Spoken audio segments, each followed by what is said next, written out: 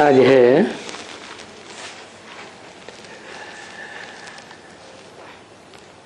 प्रातः क्लास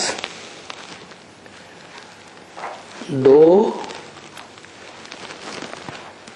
अप्रैल 1967 रविवार को चौथी पेज की मध्याह्न में बात चल रही थी। शंकर क्या करते हैं? कहते हैं भाई वो प्रेरणा करते हैं, प्रेरक हैं।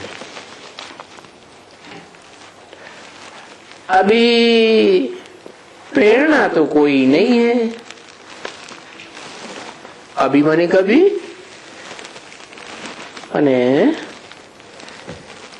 जिस समय ये मुरली चल रही है ब्रह्मा के मुख से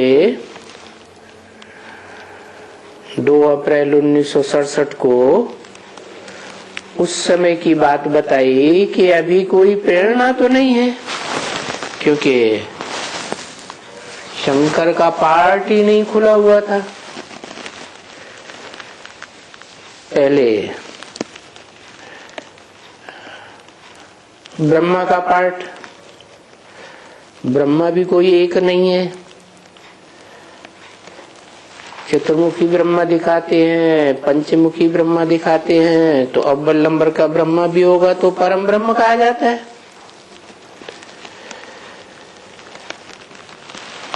ब्रह्मा के बाद आता है, स्थापना के बाद आती है विनाश की बात, क्योंकि स्थापना का तब तक कोई महत्व नहीं होगा जब तक पुरानेपन का विनाश न हो, पुरानी दुनिया का विनाश न हो। तो शंकर द्वारा विनाश की बात आती है।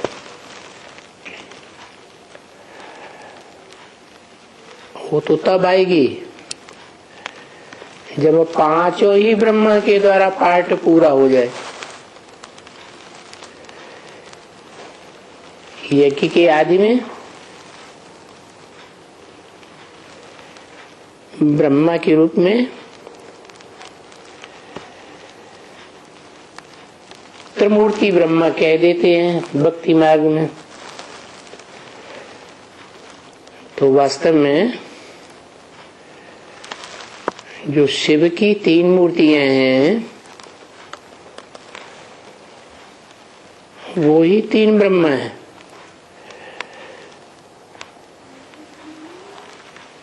परम ब्रह्म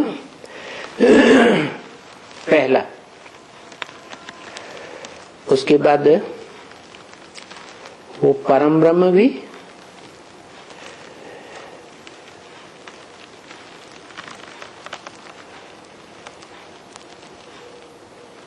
एक में ही नाम पड़ता है। जैसे दादा लेखराज पुरुष तन थे तो नाम पड़ा ब्रह्मा, जिसे मैं भी प्रवेश करता हूं उसका नाम ब्रह्मा देता हूं। तो ब्रह्मा नाम तो दिया, परंतु ब्रह्मा के द्वारा जो ब्राह्मण पैदा होते हैं, ब्राह्मणियां पैदा होती हैं, उन ब्राह्मणियों को पुरुष तन कैसे संभालेगा? इसलिए सरस्वती को निमित्त बनाया।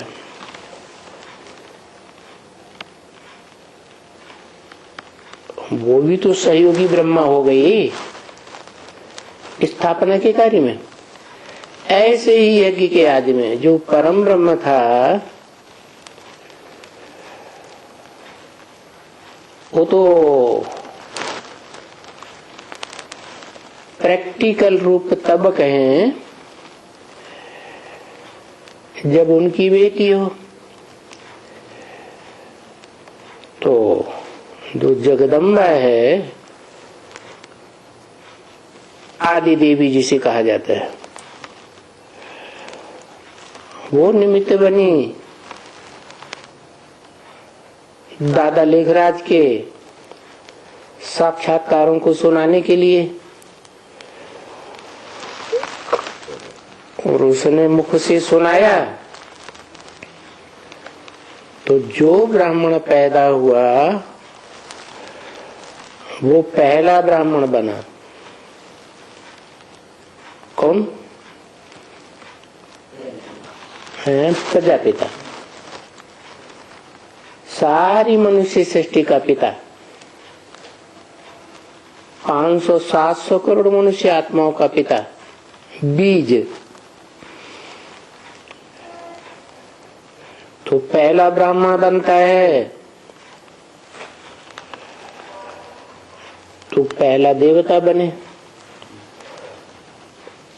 उसी को कहते हैं देव देव महादेव।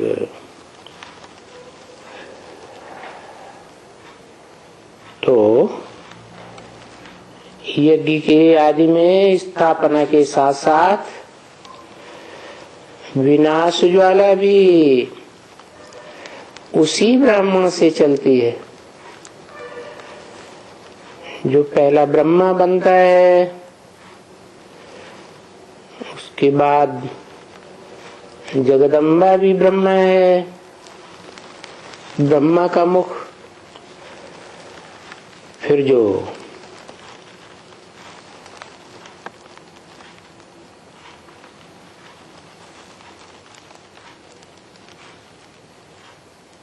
स्त्री चूला है जगदम्बा, और तन धारी आत्मा तो है, परंतु आत्मा जड़त्व में ही है। ज्ञान की गहराई को नहीं पकड़ सकती,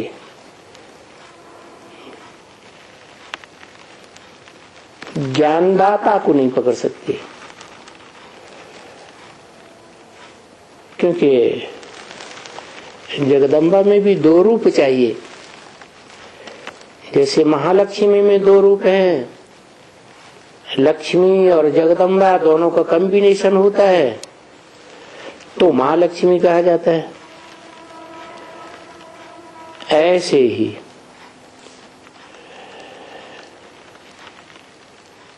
जगदम्बा है प्रकृति का रूप।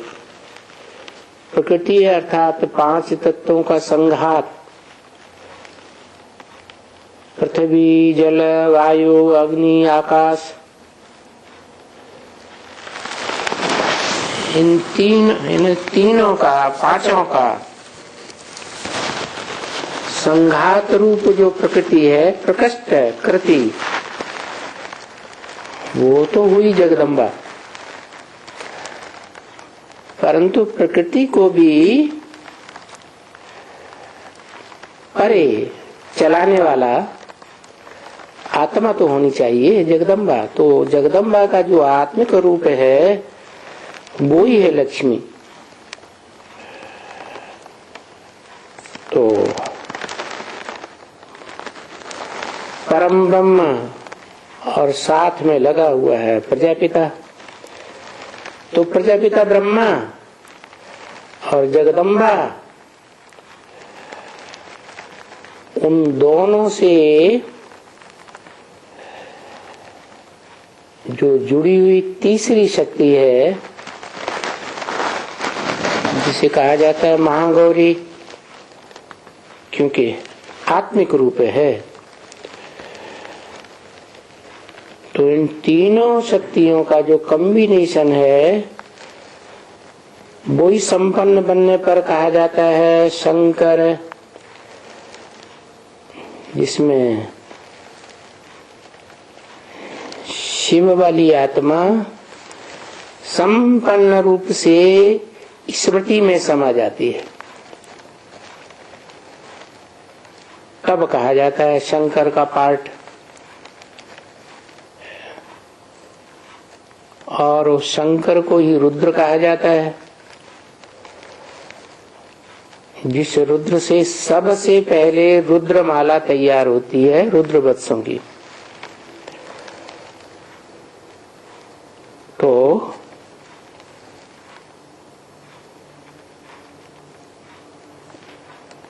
बच्ची भी चाहिए।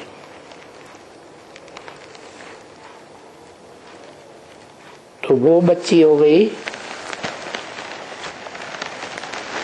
जिसे हम कहते हैं लक्ष्मी। ज्यादा पवित्र कौन होती है, माँ, बाप या बच्ची? बच्ची को ही ज्यादा पवित्र कहेंगे।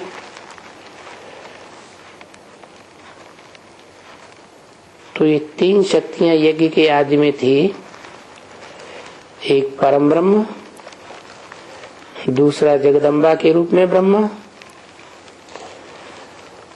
और तीसरा बच्ची के रूप में।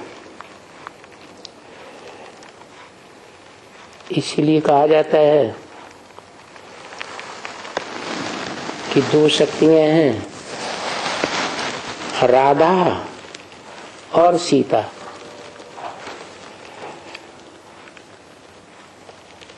बोला भी है, राधा भी निकली तो सीता भी निकली।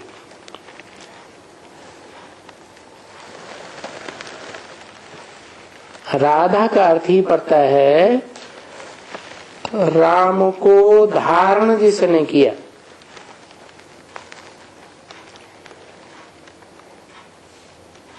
अपने जीवन में शुद्धता पूर्वक। तो जिस आत्मा ने जन्म जन्मांतर राम वाली आत्मा को धारण किया पवित्र संबंध के रूप में, तो वो राधा कही गई। राधा तो एक ही होती है, बाकी तो सब गोपियों में नाम आते हैं। ये पवित्रता की बात है। तो ये जो तीन मूर्तियां हैं, इनमें सर्वोपरि मूर्ति कौन सी? तो तीन पुरियां दिखाई जाती हैं, ब्रह्मापुरी, विष्णुपुरी, शंकरपुरी। तो यज्ञ के आदि में जब विनाश ज्वाला आरंभ हुई, स्थापना के साथ साथ, तो निमित्त बताया है ब्रह्मा और बाप, और तीसरे ब्राह्मण बच्चे।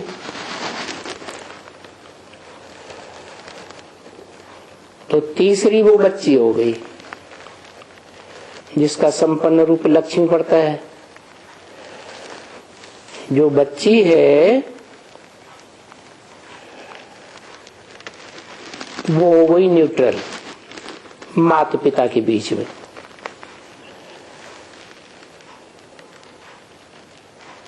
उसको कहते हैं बैलेंस रखने वाली विष्णु। ब्रह्मा का पार्ट अलग, बड़ी माँ का है, और बाप का पार्ट स्ट्रिक्ट होता है, वो अलग। और मध्यस्थ भी चाहिए, तो विष्णु को दिखाते हैं। इन तीनों रूपों में सबसे ऊंची स्टेज दिखाई जाती है तीन सूक्ष्म पुरियों में शंकर की, जो ब्रह्मलोक से बिल्कुल नजदीक है। फिर उससे ज्यादा दूरी है विष्णु लोक की, फिर उससे भी ज्यादा दूरी है ब्रह्मा की, ब्रह्मापुरी। तो अब साबित हो जाता है कि तीनों पुरियों में रहने वाली जो तीन देवताएं हैं, उनमें पहले पहले संपन्न स्टेज किसकी बनी होगी? जरूर कहेंगे जो ऊंच है, ऊंची स्टेज में बैठा है, उसकी ही बनी होगी। तो जिसकी संपन्न स्टेज बनती है वो ही शिव कहा जाता है, शिव समान स्टेज। क्योंकि शिव का कहना है जो शिव सदैव ज्योति बिंदु निराकार आत्मा के रूप में स्थित रहता है, स्वस्थिति में स्थित रहता है, कभी देहभान में आता ही नहीं है, वो शिव ही ऊंचते ऊंच ईश्वर कहा जा सकता है, भगवान कहा जा सकता है। तो जो ऊंचते ऊंचे है आत्मा है, जिसे अंग्रेज लोग भी कहते हैं supreme soul, supreme God father, फिर वो कहते हैं हेवनली गॉड फादर। तो हेवनली गॉड फादर तो तब कहा जाएगा जब इस साकार सृष्टि में प्रवेश करे कोई मनुष्य तन में, तो मनुष्य सृष्टि के बीज में प्रवेश करता है। कब प्रवेश करता है? जब दादा लेखराज के साक्षात्कारों को वो जगदम्बा माता सुनाती है तो मुखवंशावली बनता है, पहला ब्राह्मण बनता है। वो ही पहला ब्राह्मण जो है सबसे पहला महादेव कहा जाता है। देव देव महादेव, ब्रह्मा देव, विष्णु देव, शंकर महादेव। वो तब बनता है जब शिव की निराकारी स्टेज स्मृति स्वरूप में अपने अंदर धारण करता है।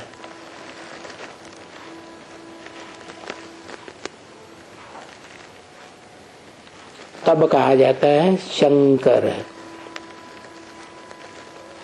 जिसमें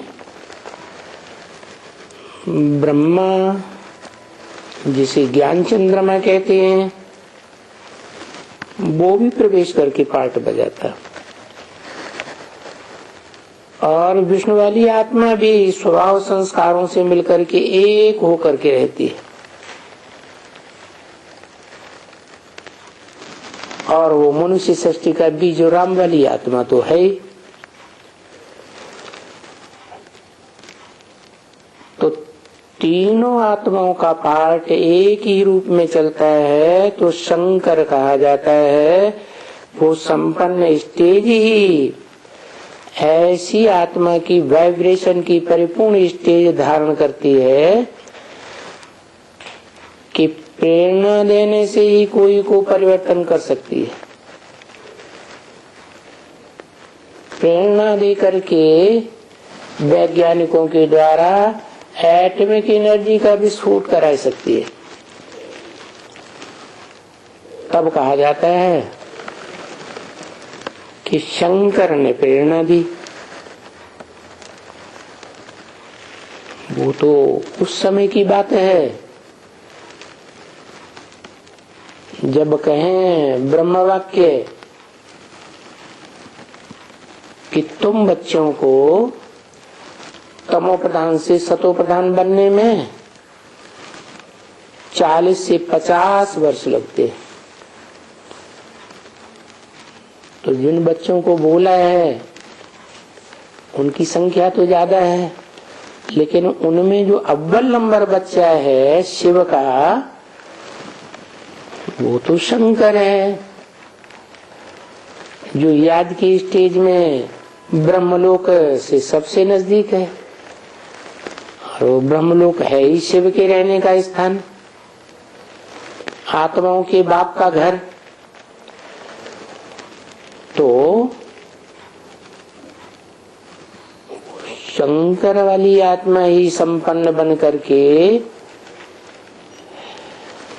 प्रेरणा देने का कार्य अव्वल नंबर करती है। बाकी सब जितने भी रुद्रमाला के मण के हैं, आत्माएं हैं, वो सब सहयोगी का काम करते हैं। तो ये कहा जा सकता है कि 2/4/67 के दिन जो वाणी बोली उस समय के लिए बोला कि अभी प्रेरणा तो कोई नहीं है ना। उस समय प्रेरणा कैसे होगी? शंकर का पार्ट ही नहीं है, प्रैक्टिकल में कोई व्यक्तित्व ही उभरा नहीं है, तो कैसे कहें? इसलिए बोला कि हम प्रेरणा आदि अक्षर नहीं कहते हैं। कहने की बात तब हो जब प्रैक्टिकल में हो। हम ड्रामा को कहते हैं कि ड्रामा में ऐसा हुआ वैसा हुआ। ड्रामा का प्लान बुद्धि से समझा जाता है कि ये बेहद का ड्रामा है मनुष्य सृष्टि रूपी रंगमंच, जहां मनुष्य की बुद्धि दिनों दिन तमो प्रधान बनती जाती है। क्योंकि दुनिया की हर चीज 4 अवस्थाओं से पसार होती है, ये सृष्टि भी 4 अवस्थाओं से पसार होती है। सतयुग, त्रेता, द्वापर, कलयुग, सत्व प्रधान, सत्व सामान्य, रजो और तमो। तो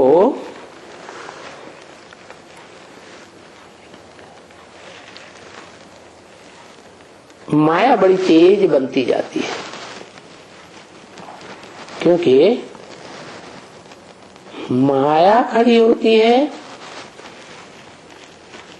भगवान बाप के फ्रंट में। जैसे बाप तीखा है, माया भी बड़ी तीखी है।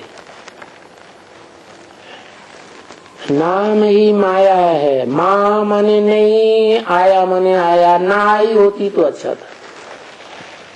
कैसे आती है माया? इस मनुष्य सृष्टि रूपी रंगमंच में द्वैतवाद कर देती है पैदा।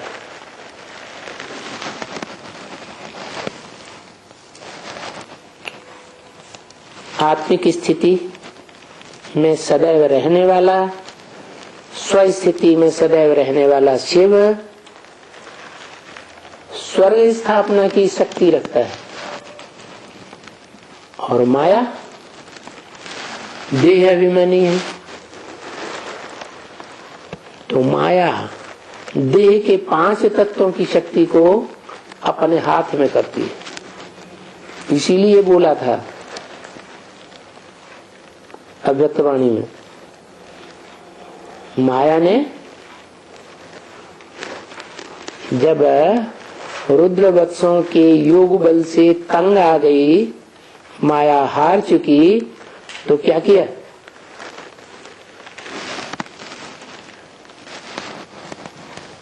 प्रकृति को अपने कंट्रोल में ले लिया, हाथ में ले लिया, चालाकी की। क्योंकि प्रकृति तो जड़त्वमयी है, बुद्धि इतनी है नहीं, तो फ्रंट में आ गई।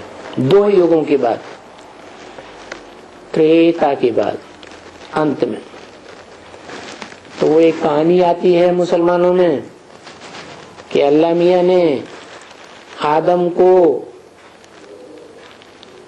को आदिदेव शंकर को बरगलाया। तो वो बरगलाने वाली और कोई नहीं है, वो ही जगत तो मेरी जगदम्बा है, जो बड़ी प्रबल है। क्योंकि वो जो स्वर्ग का रचयिता प्रैक्टिकल है, जिसमें शिव प्रवेश करते हैं परमानेंट मुकर्रर रूप से, उसकी शक्ति बड़े लंबे समय तक लेती रहती है बेटी के रूप में, और फिर माया के रूप में भी। माया भी बेटी है, तो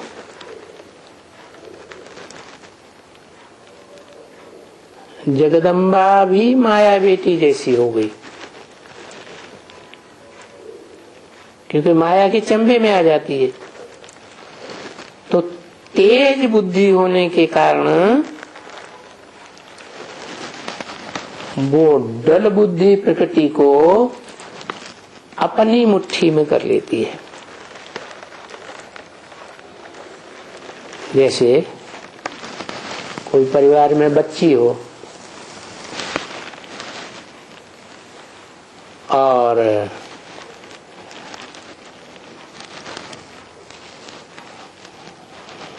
वो बच्ची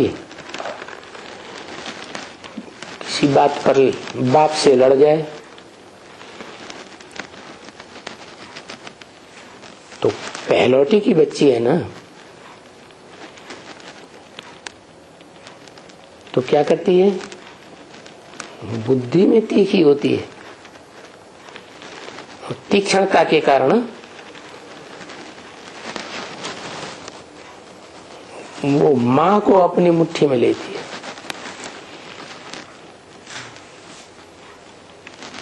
तो प्रैक्टिकल में परम पुरुष शंकर हुआ और माता हुई जगदम्बा, प्रैक्टिकल में शारीरिक रूप में उसको अपने हाथ कर लिया। अब माता के हाथ में तो सारी शक्ति आ जाती है संग के रंग की, तो बड़ी तेज होती रहती है माया। देखो माया इतनी तेज है, हमारे बच्चों को भी देह अभिमान में ला करके गटर में घुसाई देती है। क्या त्रेता के अंत में क्या किया माया ने, जब भगवान ने तो हिदायत दी कि अपवित्र नहीं होना, अपवित्र अंग जो भ्रष्ट अंग हैं उनका भोग नहीं करना, जिसको मुसलमानों ने गंदुम फल कह दिया। बहुत लंबे समय के बाद, बहुत जन्मों के बाद वो दोनों इस बात को भूल गए कि भगवान ने क्या हिदायत दी थी। तो जब भूल गए तो सबसे पहले जो ईव कही जाती है, जगदम्बा,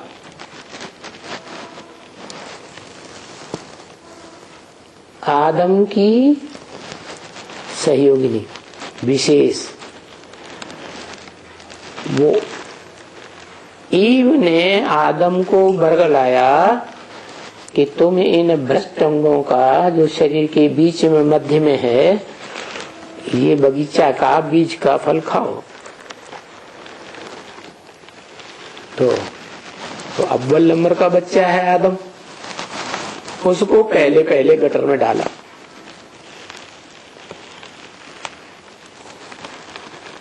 अभी बाबा कितना समझाते रहते हैं, अरे बच्ची ये देह का अभिमान छोड़ो। किसको समझाते रहते हैं? पहले पहले किसको बोला? बच्ची। कौन बच्ची पहली? आदि देवी। कौन? जगदम्बा। देह का भान छोड़ो, कोई के देह के साथ प्रीति नहीं रखो। संग का रंग लगेगा तो प्रीति बढ़ेगी या नहीं? जैसे गीता में कहा, संगात संजायते कामा, संग करने से कामना पैदा होती है, इच्छा पैदा होती है, तो इसके साथ और रहें। तो बताया कोई देहधारी के प्रति देह के साथ प्रीति नहीं रखो। किसी को देखना है तो आत्मा को देखो, देह को न देखो। जैसे स्वर्ग में देवताएं होते तो देहधारी हैं, लेकिन आत्मिक स्थिति वाले होते हैं, एक दूसरे को आत्मिक रूप में देखते हैं, देह के रूप में नहीं देखते। तो ईव ने बरगला लिया। आदम और हवा, ये दोनों की विशेष जोड़ी स्वर्ग में। हवा को ईव कहा जाता है। तो बताया तुम उनके साथ प्रीति रखो जो कभी भी देवभान में नहीं रहता। किसके साथ? उनके साथ।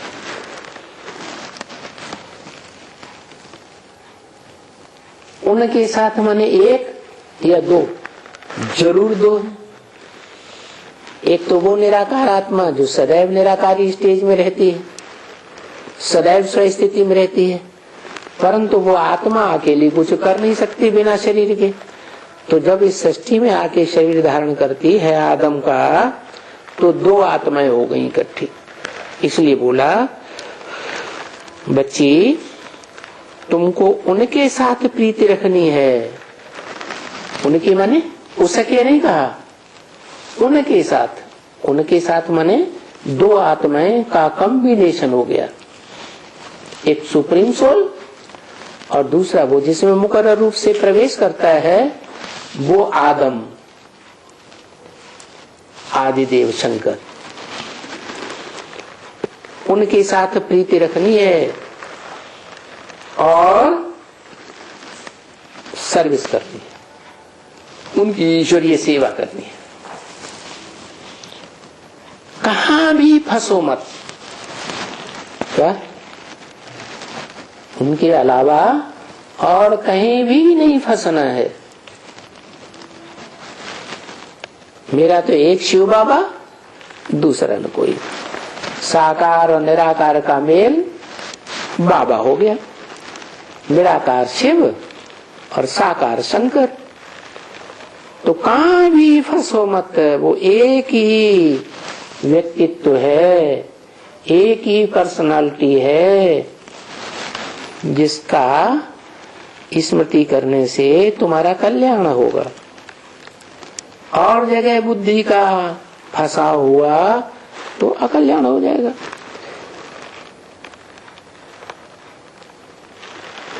कोई कहते हैं बाबा हम यहां नहीं रहेंगे, हम तो यहां जाएंगे।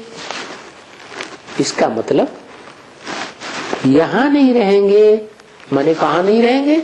जहां बाबा है वहां नहीं रहेंगे, वहां जाएंगे। माने बुद्धि का योग वहां लगा है जहां उनका कोई मित्र बैठा है, तो वहां रहेंगे।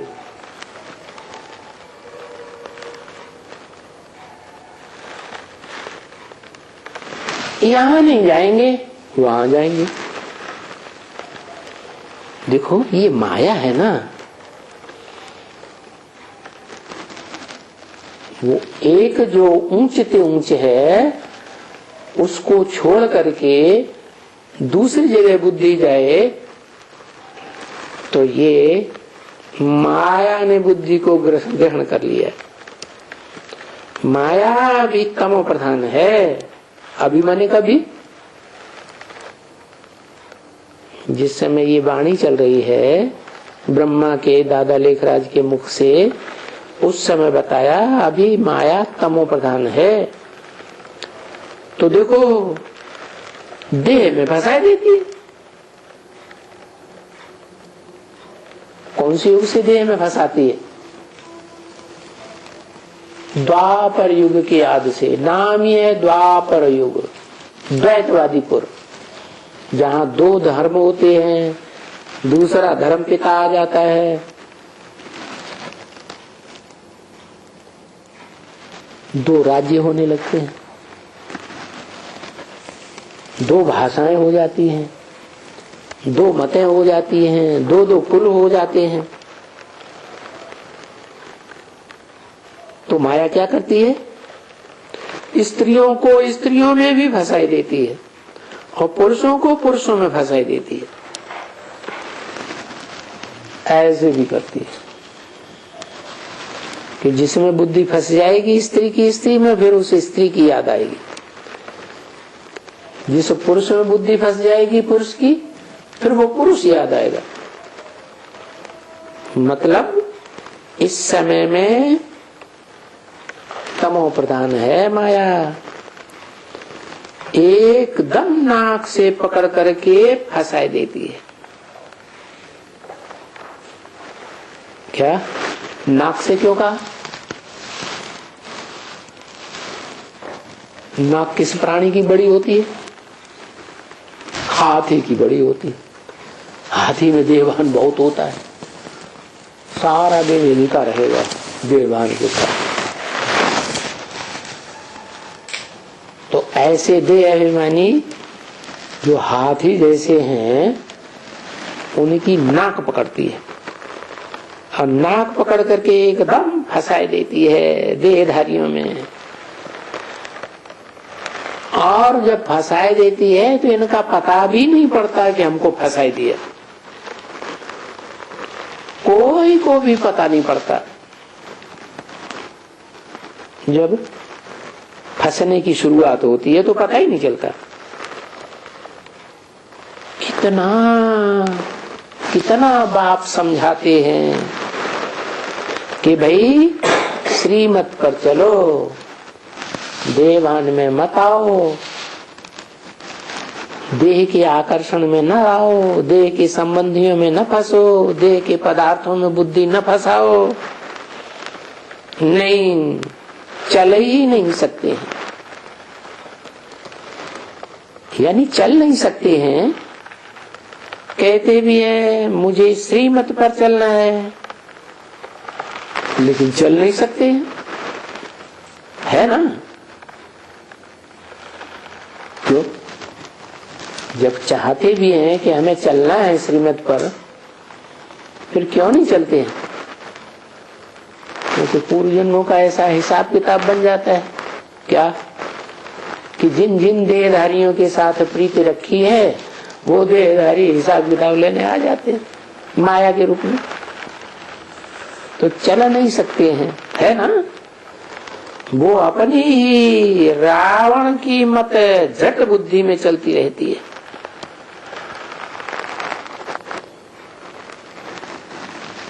ये रावण और माया, इनकी भी प्रवृत्ति है, जिनको रामायण में मंदोदरी कह दिया। मंद बुद्धि वाली, बुद्धि रूपी पेट है मंद, तीक्ष्ण बुद्धि नहीं है।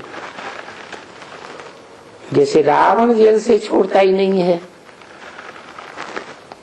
ऐसे तुम सीता रूपी आत्माओं को रावण पकड़ लेता है, माया रावण।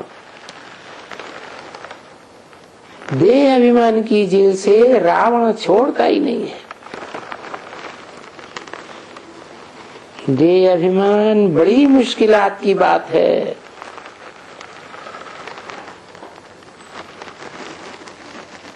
कि 5 विकारों का बाप है।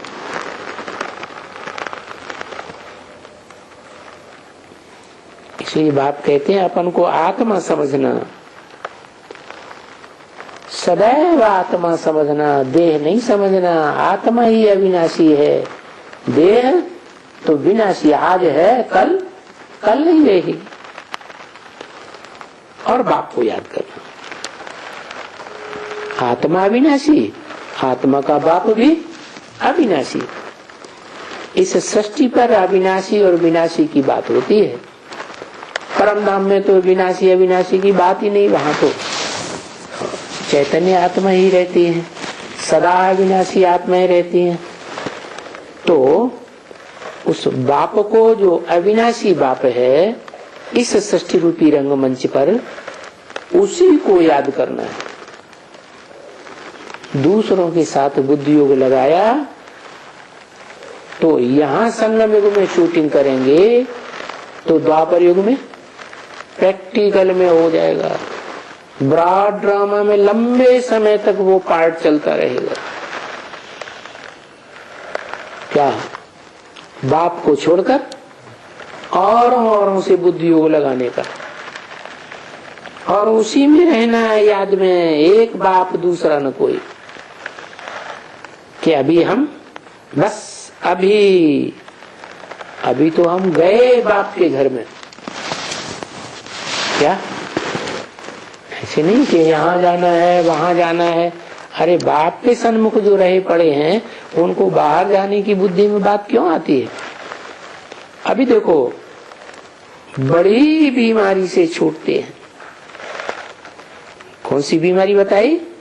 देह अभिमान की। प्रैक्टिस करानी पड़े। क्या प्रैक्टिस करनी पड़े? अपन को आत्मा समझना पड़े। निराकार आत्मा ज्योति बिंदु जो सदा काल है, अविनाशी है, इसका कभी विनाश होता ही नहीं। देह के 5 तत्वों का विनाश होता है। तो इस देह से ममत्व तोड़ना है। आधा कल्प के रोगी हैं इस देहभान के, द्वैतवादी द्वापर युग से। जब से ईव या हवा कहो या प्रकृति कहो, प्रकृष्ट कृति, जो बड़ी से बड़ी रचना है। बाप की बड़ी से बड़ी रचना कौन होती है? माता ही होती है। तो पुरुष हुआ बाप और प्रकृति हुई माता। ये 2 का खेल है इस दुनिया में। तो आधा कल्प के रोगी हैं इस देह अभिमान के। देह अभिमान आता है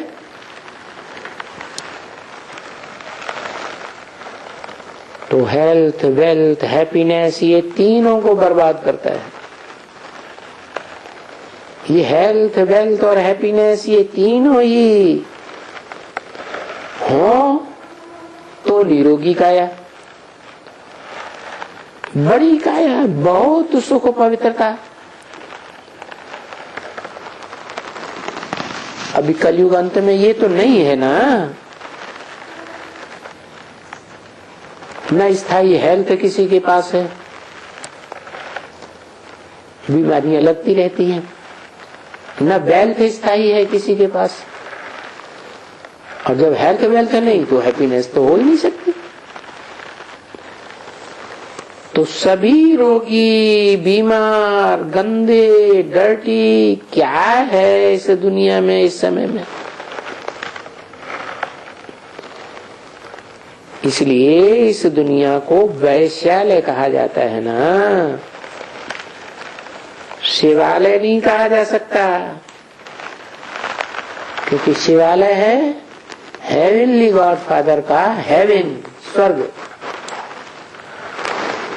जहां एक के साथ बुद्धि योग लगता है।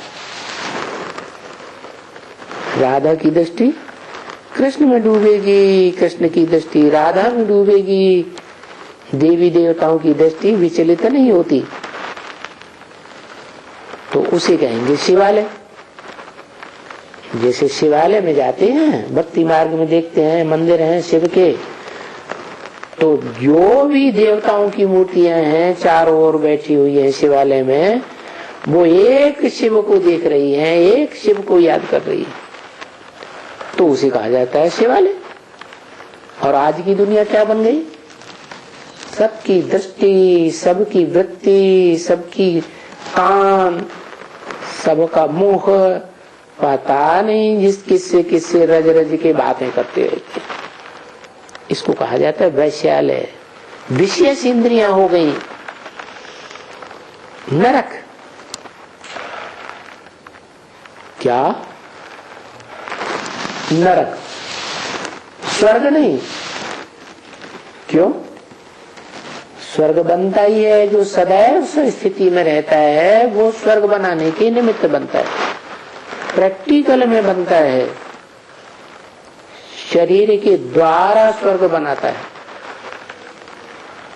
नर किसे कहा जाए?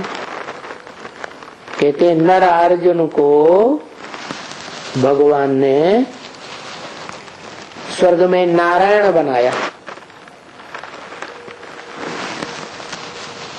तो स्वर्ग तो हेवनली गॉडफादर बनाता है, फिर नरक को कौन बनाता है?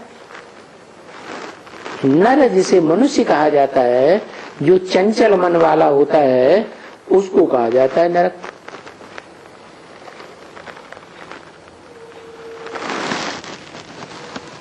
स्वर्ग के अंत में जन्नत का जब अंत आना हुआ, तो उस समय आदम की बुद्धि विचलित हो गई। आदम के अंदर चंचलता आ गई मन की, तो जिसके अंदर मन चंचल होता है, मन चलायमान होता है, उसको कहते हैं क्या? मनुष्य। तो आदि मनु जो है वो वैवस्वत कहा गया गीता में। मैं जब आता हूं तो जिसको ज्ञान देता हूं इस मनुष्य सृष्टि में, पहले पहले उसको ज्ञान सूर्य का टाइटल दे देता हूं। इस मनुष्य सृष्टि का जैसे ज्ञान सूर्य हो गया, उसका नाम दे दिया वैवस्वत, पहला मनु। तो वो हो गया मनुष्य। द्वापर युग में ये सप्तऋषि हुए हैं जिन्होंने बहुत मनन चिंतन मंथन किया है, शास्त्र को तैयार किया है। तो मन चलायमान हुआ, माना नरक नर ने बनाया, और रौरव नरक बन जाता है कलयुग के अंत में। अभी नरक, फिर रौरव नरक। वो बात कोई पढ़ते तो हैं। देखो ये ब्राह्मण बैठ करके पढ़ते हैं, ये गरुड़ पुराण जिसमें रौरव नरक की बातें दिखाई गई हैं,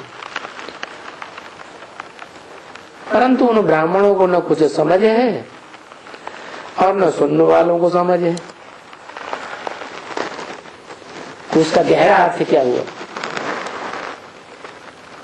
ऊपर ऊपर पढ़ते रहते हैं। तो भाई उनको क्या कहेंगे? उनको कहेंगे जैसे बंदरों की आवाज किलकारियां मारते रहते हैं, जैसे ये कहते हैं ना, आवाज गुर्र गुर्र करते रहते हैं, बंदर गुरगुराते हैं ना। कुछ समझते नहीं थे, हम खुद समझते हैं। हम आगे जो कुछ भी थे कास्ट में, भक्ति का बड़ा नशा था और गीता पढ़ने का बहुत नशा था, परंतु गीता के अर्थ को समझते ही नहीं। कहते भी हैं कै समझे कवि, कै समझे रवि। या तो ज्ञान सूर्य स्वयं आ जाए इस सृष्टि पर तो वो सही अर्थ बता सकता है, या तो जिसने गीता लिखी वो सही अर्थ बता सकता है। दोनों में से कोई नहीं है मौजूद, तो बताएगा कौन? तो भक्ति मार्ग के टंट घंट करते रहते थे, तिलक लगाते थे। वास्तव में तिलक लगाने की बात नहीं है, आत्मिक स्थिति में टिकने की बात है। फलाना करने का भक्ति का बड़ा नशा था, परंतु अभी मालूम पड़ा है ये भक्ति तो सारा बंदरों का नशा था, बंदर बनने का नशा था। अभी पता चला है कि हम भक्ति से दुर्गति को पाते हैं, बुद्धि की दुर्गति हो जाती, मन की दुर्गति हो जाती, नेगेटिव संकल्प करने लग पड़ते, बंदर बन गए ना। तो अभी किसको मालूम तो नहीं है कि भक्ति क्या है, ज्ञान क्या है, वैराग क्या है। असली बात तो ये है कि ज्ञान एक से आता है, एक भगवान ऊंचते ऊंच से ज्ञान आता है। वो ज्ञान मिलता है जिनको, तो उनको भक्ति के आडंबरों से वैराग आ जाता है, कर्म कांडों से वैराग आ जाता है। ये अंधश्रद्धा के कर्म कांड है ना, भक्ति में लिख दिए है। भक्ति से भगवान मिलेगा। भक्ति पूरी होगी तो भगवान मिलेगा। तो भी खुश होकर के भक्ति ही करते रहते हैं कि जल्दी जल्दी हमारी भक्ति पूरी हो। भक्ति माने भागना,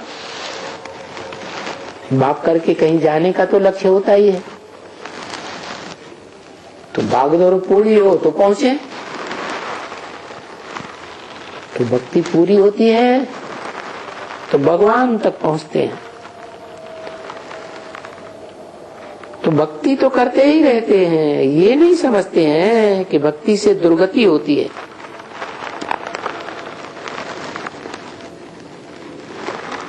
भागती रहती है बुद्धि, इधर भगवान उधर भगवान। मंदिर में जाओ, फिर किसी जन्म में गिरजाघर में जाओ, फिर किसी जन्म में सिखों के दरबार में जाओ, कहीं मस्जिद में जाओ। आत्मा जन्म लेती रहती है, पतितमोपदान बनती रहती है और कहते हैं हे पतित पावना। तो क्यों कहते हैं? जब भक्ति जास्ती करते हैं तो अंधश्रद्धा में पतित होते रहते हैं। तो पतित क्यों? भगवान को क्यों याद करते हो? अरे भक्ति अच्छी है तो भक्ति ही करो ना, फिर भला भगवान को क्यों याद करते हो? जरूर है कि भक्ति से दुर्गति होती है और भगवान आकर के सदगति देते हैं। भगवान ज्ञान देते हैं तो ज्ञान से सदगति होती है, अज्ञान से दुर्गति होती है। भक्ति है अज्ञान रात और ज्ञान है दिन। भक्ति करते करते, माथा टेकते टेकते, पर ये क्या है, किस लिए करते हो? 2:4:67 की वाणी का 5वां पेज। जी नहीं, हमको भगवान आकर के कुछ भक्ति का फल देगा, ऐसा विश्वास है, इसलिए भक्ति करते हैं। अब क्या फल देगा वो भी विचारों को मालूम नहीं है, किसको भी नहीं मालूम है कि भगवान आकर भक्ति का क्या फल देंगे। अभी देखते हो ना भगवान कैसे फल देता है, कैसे देता है? हैं? ज्ञान देता है। भगवान के पास क्या है? भगवान जन्म मरण के चक्र में आता नहीं है, वो है ही सुप्रीम सोल। जन्म मरण के चक्र में नहीं आता है इस सृष्टि रूपी रंगमंच पर, तो त्रिकालदर्शी बन के रहता है। जो जन्म मरण के चक्र में आते हैं वो तो त्रिकालदर्शी नहीं हो सकते, तो पूर्व जन्मों की बातों को भूल जाते हैं। भगवान तो पुनर्जन्म में नहीं आता, तो तीनों कालों की बात उसकी आत्मा में सदैव रहती है। त्रिकालदर्शी है, उस एक से ही ज्ञान आता है सारी सृष्टि के आदि मध्य अंत का। वो एक ही है जो इस सृष्टि रूपी रंगमंच पर सारी हिस्ट्री ज्योग्राफी कैसे चलती है वो उसको जानता है। तो भगवान कैसे फल देते हैं? जो तीनों कालों का ज्ञान है इस सृष्टि रूपी रंगमंच का, वो सारा ज्ञान देते हैं। अपना भी ज्ञान देते हैं, अपनी भी जानकारी देते हैं, और बच्चों के अनेक जन्मों की भी जानकारी उस ज्ञान से मिल जाती है। अब ये बातें तो बाप ने आकर के सन्मुख समझाई ना।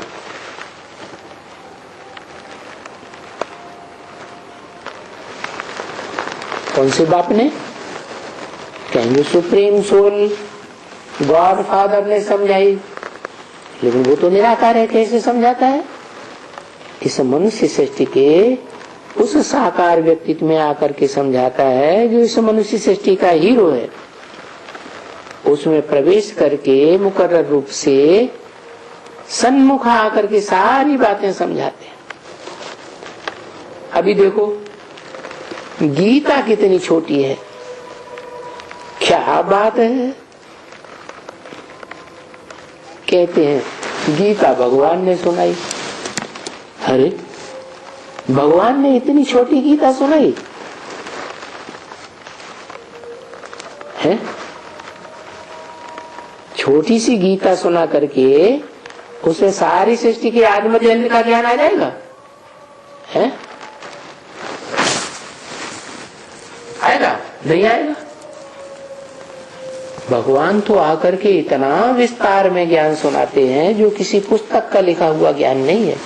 पुस्तक तो लिमिटेड होती है, पुस्तक मनुष्य गुरु पढ़ते हैं और पुस्तकें पढ़ करके ज्ञान देते हैं। भगवान तो पुस्तकें पढ़ करके ज्ञान नहीं देता है, उसके अंदर तो सृष्टि के आदि मध्य अंत तीनों कालों का ज्ञान भरा हुआ है। तो ये देखो क्या कर दिया है, इतनी छोटी सी गीता बनाई दी मनुष्य गुरुओं ने और कह दिया ये भगवान ने सुनाई। अरे भगवान इतनी छोटी गीता सुनाएगा, इसका अर्थ क्या है? वास्तव में सभी शास्त्रों का सार है गीता। तो सार का रूप में वो सारे शास्त्रों का ज्ञान सुनाता है।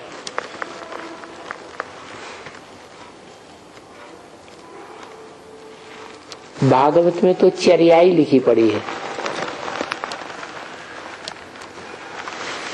सब कुछ चर्याई, इसको भगाया उसको भगाया। अरे भगवान किसी को हाथ पकड़ करके भगाता है क्या है? ये तो मन बुद्धि में ज्ञान बैठता है तो भागते हैं। सब कुछ चर्याई की बातें, पागलपन की बातें हैं। बाकी गीता में क्या लिखा है पड़ा है एकदम।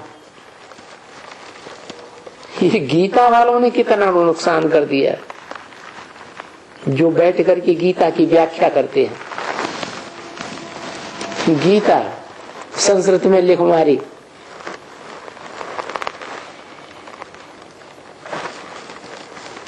अभी गीता वालों से, अरे गीता वालों को तो पकड़ना है जल्दी, क्योंकि वो हमारे धर्म के हैं जो गीता पढ़ते हैं। कुरान को पढ़ते हैं मुसलमान, वो अपने धर्म ग्रंथ को नहीं छोड़ते। क्रिश्चियन पढ़ते हैं बाइबल, वो अपने ग्रंथ को पढ़ते हैं, किसी दूसरे का धर्म शास्त्र नहीं छुएंगे। जो सिख हैं वो गुरु नानक की वाणी पकड़ते हैं। तो हर एक धर्म वाला अपना धर्म ग्रंथ पकड़ता है। बौद्धी हैं वो अपना धर्म ग्रंथ पकड़ते हैं। तो भगवान ने ही एक ऐसा शासन करने का विधान बनाया था, सुनाया था, जिसे गीता कहा जाता है। वो गीता भगवान का शास्त्र है, शासन करने का विधान है। तो जो उस गीता को पढ़ते हैं वो देवी देवता सनातन धर्म के हैं, वो आत्मा है। तो गीता पढ़ते हैं जरूर हमारे धर्म के हैं। तभी बाबा इशारा देते रहते हैं, भाई जाओ, गीता का बड़ा प्रभाव हुआ है संसार में। सब धर्मों के लोग गीता को महान ग्रंथ मानते हैं। सभी धर्म वालों ने अपने अपनी भाषाओं में उसका अनुवाद करवाया हुआ है। सबसे जास्ती अनुवाद गीता का हुआ है। शांति निकेतन टैगोर की गीता, टैगोर को सब गुरु कहते हैं ना, क्योंकि गीता टैगोर की भी गीता बनी हुई है। टैगोर की गीता, गांधी जी की गीता,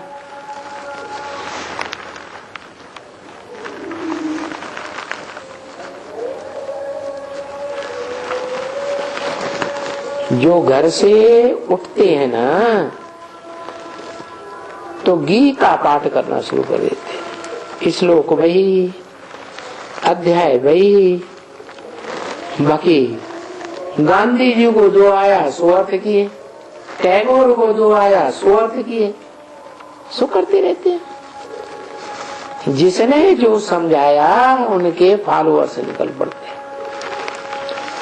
और तुमको समझाई दिए है गीता का अक्षर,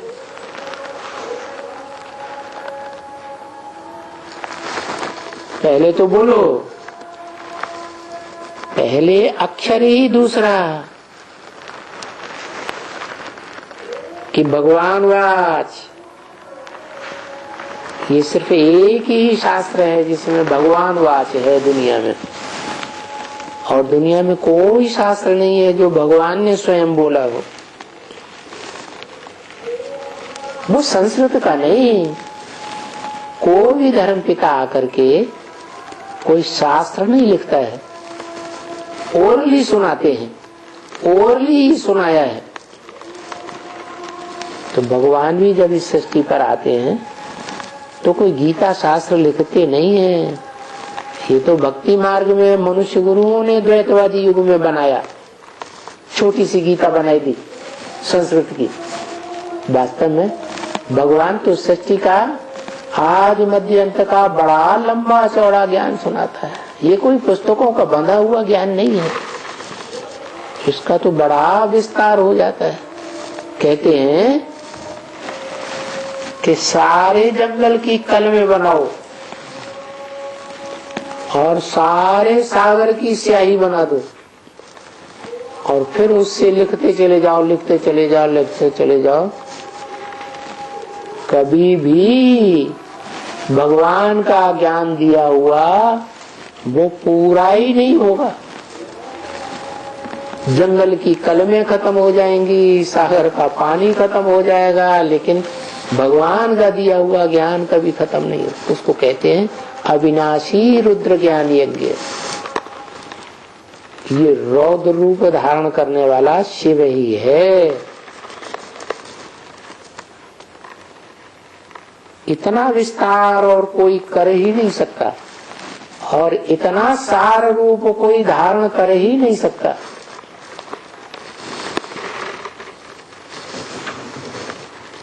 तो बोला पहला अक्षर है भगवान वाच, और दूसरा जो भगवान वाच है कि मैं साधुओं का भी परित्राण करने आता हूं। परित्राणाय साधुना, अर्थात साधुओं की रक्षा करता हूं। साधु किसे कहा जाता है? जो साधना करते हैं, जो देह की इंद्रियों को कंट्रोल करने की कोशिश करते हैं देहधारी, फिर भी उनकी बुद्धि में इतना ज्ञान भरा हुआ है इस कलयुग में भी कि देह की इंद्रियों को कंट्रोल करने के लिए प्रयत्न तो करते हैं। भले सभी मनुष्य मात्र भोगी हैं, फिर भी भगवान का ज्ञान बुद्धि में भरा हुआ है कि पवित्रता अच्छी चीज है। तो ऐसे साधु संत महात्माओं की मैं रक्षा करता हूं। क्या आसुरी गवर्नमेंट क्या कहती है, क्या करती है? ऐसे साधु संत महात्मा हैं, उनको लेकर के जेल में डाल देती है। पर भगवान कौन सा है जो ऐसी साधु संत महात्माओं की रक्षा करता है? पहले तो ये बात कि भगवान किसको कहा जाए है? किसको कहा जाए? अरे भगवान का परिचय चाहिए। क्या? जिसको कहा जाए धनवान, तो धनवान दुनिया में कौन है सबसे जास्ती? तो किसे कहेंगे? जिसके पास धन सबसे जास्ती हो, जिसका मुकाबला धन में कोई दुनिया में न कर सके, उसको कहेंगे दुनिया का सबसे बड़ा धनवान। तो भगवान किसे कहेंगे? स्त्री के स्वरूप को भग कहा जाता है, पुरुष के स्वरूप से भिन्न है। तो जिसके पास वो कन्याएं माताएं सबसे जास्ती सुख अनुभव करती है, उसको कहा जाता है भगवान। जैसे धनवान वैसे ही भगवान। तो बताया भगवान का परिचय चाहिए, को संसार को परिचय मिलता है। भागवत में क्या परिचय मिलता है कि 16,000 भव गोपियां भाग भाग करके भगवान के पास आई। किसी मनुष्य मात्र के पास तो नहीं जा सकती है ना इतनी। ये 16,000 क्या है? जैसे मनुष्य का शरीर है, आत्मा का संसार है, उस मनुष्य शरीर में 16,000 नसें नाड़ियां हैं। आधी काला खून बहाने वाली नेगेटिव खून, और आधी लाल खून बहाने वाली पॉजिटिव। तो ये संकल्पों का खून है। जिन 16,000 आत्माओं में ये संकल्पों का खून बहता है। लेफ्टिस्ट और राइटियस, ये विराट पुरुष का रूप दिखाया गया, उसको कह दिया है भगवान का विराट रूप। तो बच्ची, तुम बच्चों को आगे कुछ मालूम था कि भगवान क्या चीज है? अब तो तुम्हें पता चल गया कि भगवान तो निराकार और साकार का मेल है। कौन से निराकार, कौन से साकार? जो दुनिया का सबसे पावरफुल निराकारी स्टेज वाला, सदा काल निराकारी स्टेज, और दूसरा जो दुनिया का सबसे जास्ती साकार शरीर धारण करने वाला है,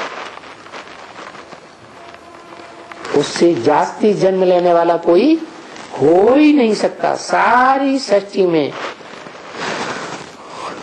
उसके शरीर का भी कभी विनाश नहीं होता।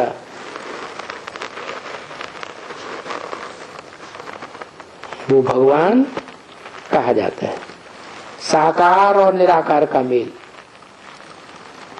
तो भगवान कैसे आते हैं? गुप्त में आते हैं पहले कि प्रत्यक्ष में आते हैं? जरूर गुप्त में आते हैं। जैसे कोई भी बच्चा है, माँ के पेट में पहले गुप्त होता है, बाद में प्रत्यक्ष होता है। ऐसे भगवान भी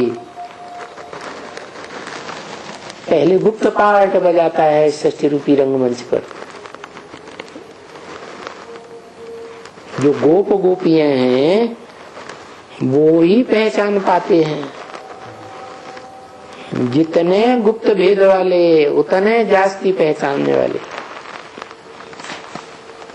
तो भगवान कैसे आते हैं? सो तो अभी अनुभवी हो गए तुम कि देखो दुनिया नहीं जानती है और तुम बच्चे जानते हो। तो आगे तो कुछ भी नहीं मालूम था।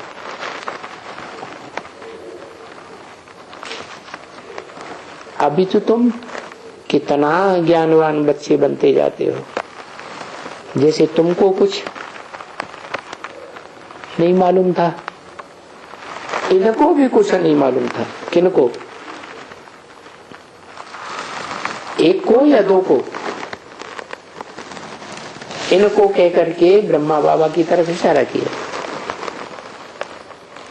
और किसकी तरफ इशारा किया? जो अव्वल नंबर परम ब्रह्म है उसकी तरफ भी इशारा किया। कुछ भी नहीं मालूम था। इन दोनों को कह सकते हैं इस मनुष्य सृष्टि का बाप दादा। कौन बाप? राम वाली आत्मा इस मनुष्य सृष्टि का बाप, बीज, और उनका बड़ा बच्चा सतयुगी कृष्ण 16 कला संपूर्ण।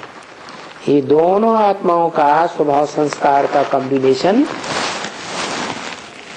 जिस शरीर में होता है उसे कहते हैं शंकर। तो पहले इनको कुछ नहीं मालूम था, न ब्रह्मा को, न ब्रह्मा नामधारी को और न शंकर नामधारी को।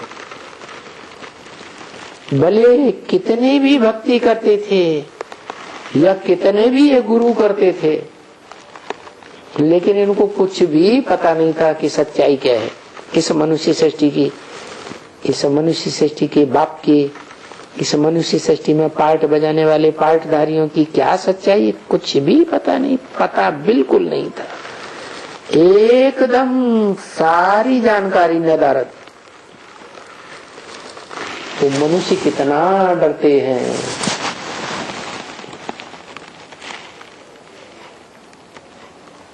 उनको भक्ति कितनी अच्छी लगती है और ज्ञान से कितना 3 कोस दूर बैठते हैं। क्यों? ज्ञान तो सोजरी चीज है, भक्ति तो अंधियारे है, अंधियारे में ठोकरें खाते रहते हैं। भगवान यहाँ मिलेगा वहां मिलेगा, कहां कहां भागते रहते हैं। कोई सुनता थोड़े ही है, किसी की भी नहीं सुनते हैं। माँ बैठ करके बच्चों को समझाएगी तो भी कहेंगे ये तो बेवकूफ है।